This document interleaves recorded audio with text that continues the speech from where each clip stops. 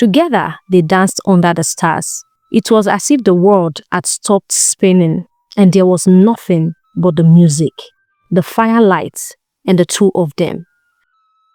Once upon a time, in a small village in Nigeria, there lived a beautiful woman named Adaeze. Adaeze was admired by everyone in the village because of her kindness and gentle heart and her breathtaking beauty. Her skin was smooth like the petals of a freshly bloomed flower, and her smile could light up even the darkest corners of the village. All the men in the village wanted to marry her, but Adaeze was very picky. She wanted a man who was kind, wise, and loved her for who she truly was, not just for her beauty. Adaeze had a restaurant where she sold all kinds of food, including bushmeat and palm wine. Her customers were mostly men, both the married and the unmarried. Some didn't come because they were hungry, but just so they could see her beautiful face. In the same village, there was one man that no one seemed to notice. His name was Chijioke. Chijioke was poor, and his clothes were always old and torn. He was seen by everyone in the village as the poorest man. Very early in the morning, Chijioke would go to the busy market and beg people to carry their loads. He would carry them on his head to wherever they were going to. At the end of the day, he made his daily meals from whatever he was paid. He had no family to speak of, and many of the village girls would laugh at him when he walked by. They all said, "Who would want to marry a poor man like Chijioke?" But Chijioke had a heart as big as the sky. He was always willing to help anyone in need, whether it was carrying water for the elderly women or fixing one thing or the other. Chijioke was always there, doing good without expecting anything in return. He wasn't rich in wealth, but he was rich in kindness. However, no matter how much he helped, no one seemed to see the goodness in his heart. He was rejected by every woman in the village, including Adaeze. One fateful day, a great festival was held in the village. It was a festival of harvests, where the villagers would gather to celebrate the abundance of their crops and thank the gods for their blessings throughout the year. Everyone was excited, wearing their finest clothes. Adaeze, as usual, was the center of attention. Her beauty shone like the sun, and all the men wanted to dance with her, but she kept refusing them. Chijioke, as poor as he was, came to the festival in his worn-out clothes. He didn't care about the fancy clothes or the praise from others. He just wanted to enjoy the festival. He sat by himself, quietly watching others laugh and dance. Adaeze noticed Chijioke sitting alone. She had seen him many times before, but this time something felt different. She wondered why such a kind man always seemed so lonely. So she decided to approach him. She walked up to him and smiled. "Chijioke, why are you sitting here all by yourself?" Adaeze asked. Chijioke looked up, surprised to see her speaking to him. "I'm just enjoying the festival, Adaeze," he said softly. "I don't mind being alone." Adaeze smiled again, and to everyone's surprise, she sat next to him. "You know," she said, "I've seen you help everyone in the village.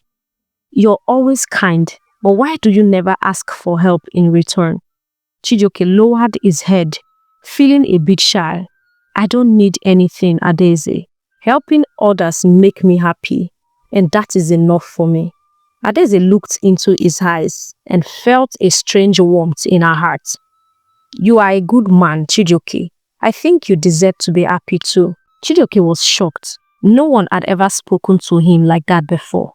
He had never imagined that someone as beautiful as Adaeze would ever take an interest in him. But Adaeze wasn't finished. She continued, "Would you like to dance with me?"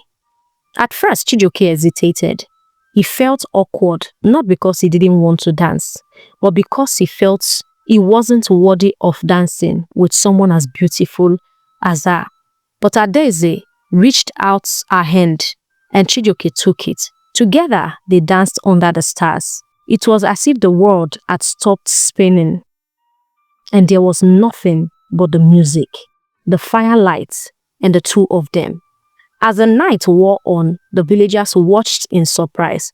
No one could believe their eyes. The most beautiful woman in the village was dancing with the poorest man.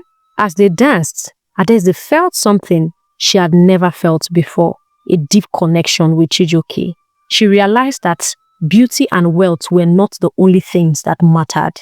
Kindness, humility, and a good heart were worth more than anything else. From that day, Adaeze and Chijioke became inseparable. He was always at our restaurant helping out in any way he could. And sometimes they would just sit by the tree enjoying the beauty of nature as they discussed and smiled. Adaeze loved Chijioke beyond his wildest imagination, and he equally loved her. There's just this peace I feel whenever I'm with you. I feel so relaxed, no tension at all, she said. Sometimes he finds it difficult to believe that Adaeze truly loves him because he still feels he's not good enough for her. Adaeze, I don't have money, nothing to offer. All I do is go around helping people. So why do you love a poor man like me when you've rejected all the wealthy men in this village? I'm in love with your heart, not money. When we get married, you will join me in my business and it will become bigger. You know, two are better than one, she said. One day, Chijioke took Adaeze to the edge of the village where there was a beautiful ancient tree. The tree was known by the villagers as the tree of secrets. It was said that the tree could reveal the truth of any hidden thing. Sit with me, Adaeze, Chijioke said. I have something important to tell you. Adaeze looked at him curiously, but sat beside him. What is it, Chijioke? She asked. Chijioke took a breath. Adaeze, I'm not who you think I am. I am not just a poor man. I am a prince, the heir to a great kingdom. My father was betrothed to the daughter of a very powerful woman known throughout the village. But he was in love with my mother. He never had feelings for her. He told the elders he didn't want to marry her, but there was nothing he could do. It was tradition. He couldn't break it. Since he would not be crowned if he didn't marry her, he went ahead and married her, knowing that he had the rights to marry a second, third, or even a fourth wife and more when he became the king. Immediately after he was crowned the king, he married the love of his life, my mother. He showered her with love and care, but he never showed his first wife love because he had no love for her. He provided everything she needed, but he never gave her himself, never touched her. And she became so frustrated and eventually took her life. Out of the pain of losing her only child, the powerful woman, who was also a witch, laid a curse on my family. The heir apparent must go to a faraway land and live like a beggar. No one from the village, including his parents, must help him. He would suffer until someone loves him truly. Then the curse will be broken. It doesn't matter how many years. If he dies in the process, the next in line continues from there. I have been waiting for someone to love me truly. Anyone, even if it's a blind woman, crippled, sick, or even lame, but there has been none until you came along. I left my village at the age of 18. It's been 12 long years now, waiting for the day when someone would love me truly. Adaeze's eyes widened in shock. She had always thought Chijioke was a simple man, but now she could see the truth in his eyes. She took his hand and said, "But I don't care about your kingdom and your wealth, Chijioke. I love you for who you are. You are kind, humble, and good-hearted. That is all that matters to me." At that moment, the ground beneath them began to tremble, and a bright light surrounded them. The curse that had kept Chijioke in disguise for so long was finally broken. The tree of secrets glowed with a golden light, and a deep booming voice echoed from the tree. "Chijioke, you have proven your worth. The curse is broken. You are free to claim your rightful place as the prince." Adaeze felt tears of joy in her eyes. "I love you, Chijioke. Prince or not, you are the man I want to spend the rest of my life with." Chijioke took Adaeze to his kingdom and everyone was happy to see the prince after 12 long years. It was a very big kingdom. And to honor his return, a grand feast was held in the village square. Next, Chijioke was cleaned up and dressed in his princely royal apparel. His parents couldn't contain their joy. They thought he had died, but his mother never stopped believing. "I can now die in peace," his father said joyfully. The next month, Chijioke and his entourage came to Adaeze's village and married her in a lavish traditional wedding that the village had never seen. The whole village was in shock, especially the girls who had insulted him. So he wasn't a poor man, but a very wealthy prince, and here, "Oh my God," they exclaimed.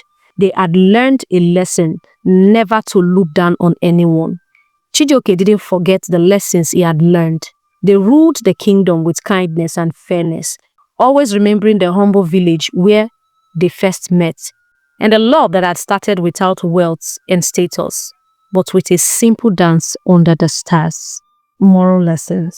Don't judge a book by its cover. Just because someone doesn't look the way you feel they should look, doesn't mean they don't have great potential.